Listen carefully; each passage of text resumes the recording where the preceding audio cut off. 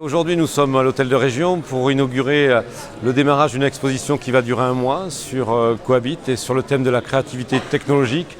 Et c'est l'occasion de voir ce que c'est que cette fameuse structure que l'on appelle Cohabit, qui est née à l'université, qui se nourrit des compétences technologiques de l'université, mais aussi de son adossement à la recherche, pour proposer une façon tout à fait originale de concevoir une capacité à appuyer les entreprises, l'industrie, le tissu économique dans ses envies d'innovation, mais aussi à appuyer nos laboratoires de recherche dans leurs besoins pour rester dans le match de la compétitivité en recherche, et puis aussi pour accompagner la jeunesse dans sa capacité à développer son envie d'innover, son envie de se frotter aux technologies.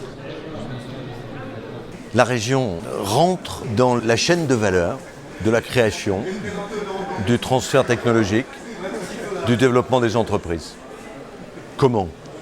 D'abord, en organisant un écosystème qui va chaluter, inciter les créateurs d'entreprises à se développer, à créer, à innover. Comment le fait-on ? Des fonds spécifiques, de l'ingénierie d'accompagnement.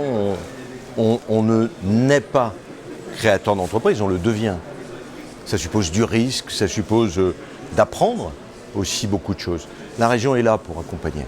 Ensuite, après, essayer de faire en sorte que les startups à potentiel puissent jouer sur le mot up, sur la partie up du startup.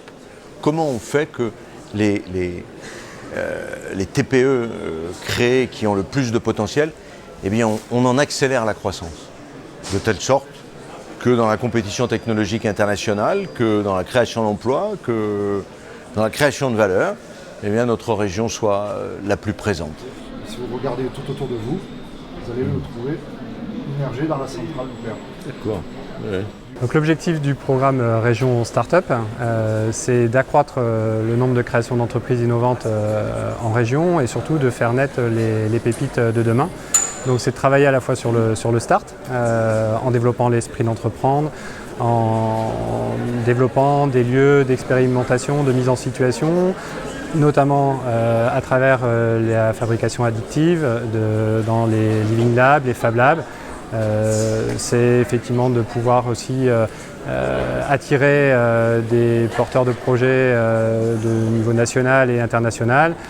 Et puis, c'est une fois effectivement que ces projets ont vu le jour, c'est d'en faciliter le développement, donc en les aidant à accéder au marché, trouver leurs premiers clients, leur proposer des outils de financement adaptés à leurs besoins en fonction de leur niveau de développement, c'est-à-dire d'amorçage, de première commercialisation, de déploiement.